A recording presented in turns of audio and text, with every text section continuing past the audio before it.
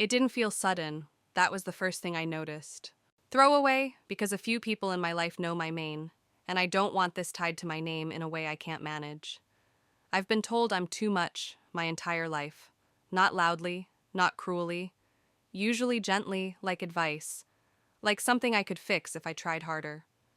I take up space naturally. I think in images, not lists. I leave things unfinished because I like returning to them later. My emotions don't sit quietly, they move. Before Jacob, my life was loud in small ways.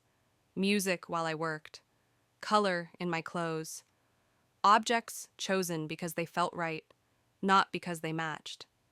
I didn't see that as chaos. I saw it as presence. Jacob's world was the opposite.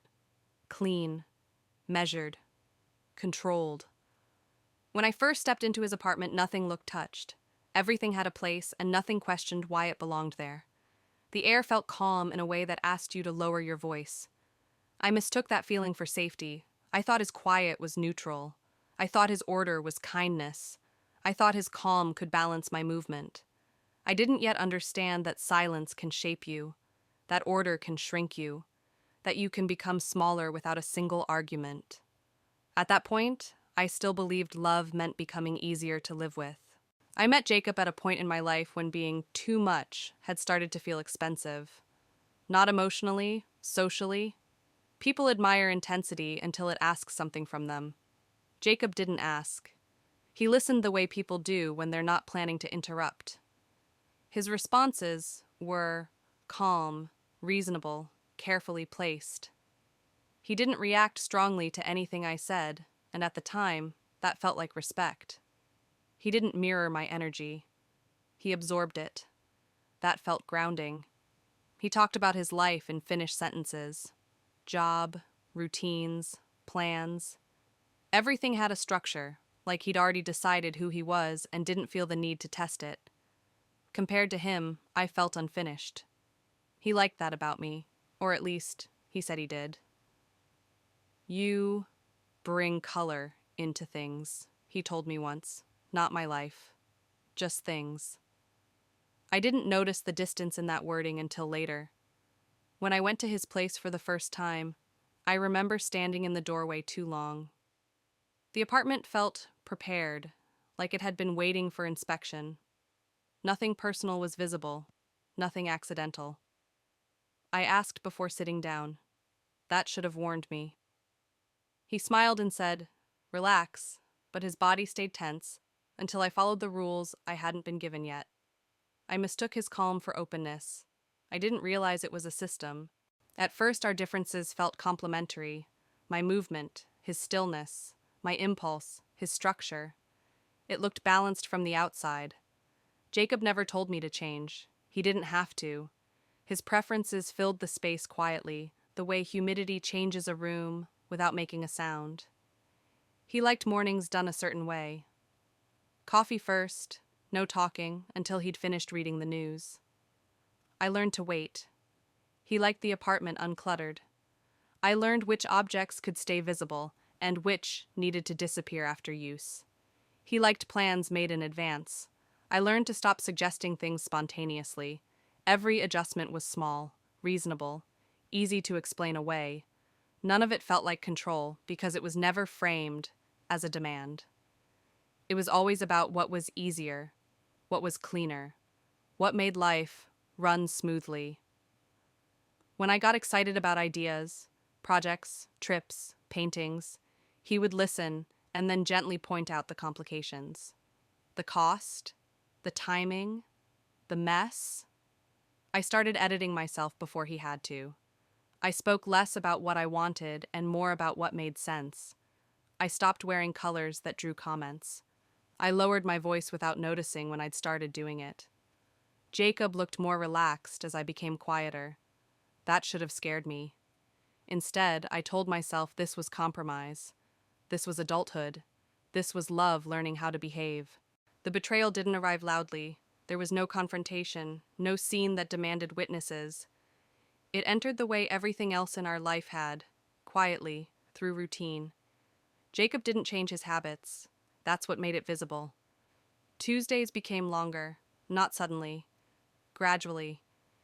He started coming home later, always with the same explanation, always delivered calmly. Work, meetings, deadlines. I noticed because Tuesdays used to be ours. Not romantic, just consistent. Takeout. A movie he'd already half seen. Familiar silence. Then the silence stretched. He began placing his phone face down. He started showering the moment he got home. His shirts came back smelling different. Not perfume, something softer. Intentional. I didn't accuse him. I didn't ask questions designed to expose anything. I watched. One night, I found a receipt in his jacket while looking for my keys. A restaurant he'd once called impractical. 2 entrees, 2 glasses of wine, Tuesday evening. I folded it back exactly how I found it. That was the moment I understood something important. Jacob hadn't betrayed me emotionally. He'd optimized me out. He didn't cheat in a storm. He cheated in a schedule. And once I saw the pattern, I couldn't unsee it. I didn't confront him after that. Confrontation would have given him chaos, and chaos was where he could dismiss me. He would have called it emotional, irrational, proof that I was, once again, too much. So I stayed quiet. Not the quiet he trained into me, but a deliberate one. I started paying attention the way he always had.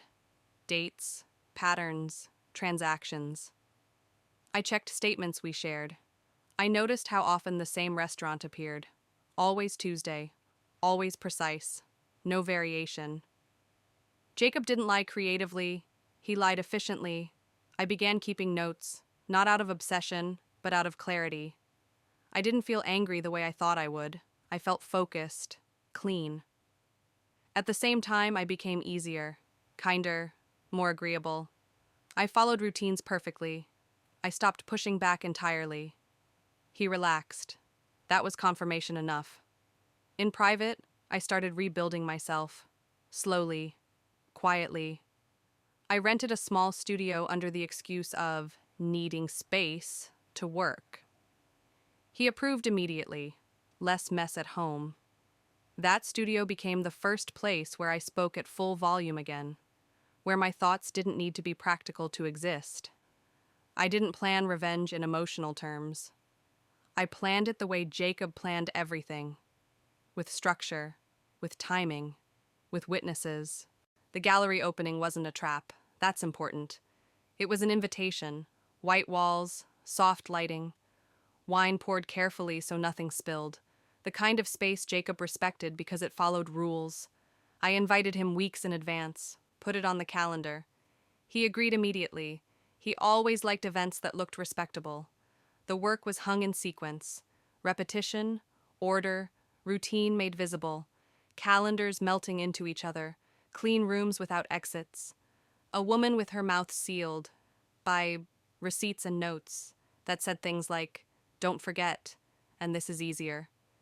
Jacob walked slowly, hands in his pockets. His face stayed neutral until it couldn't. "This feels personal," he said. "It is," I answered. Then he saw her. She didn't look guilty.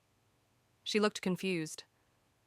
Like she'd walked into a room that suddenly spoke a language she didn't understand. Jacob's calm cracked, not loudly, internally. I could see him trying to reorganize the moment, to move it somewhere private, somewhere manageable. But this wasn't private.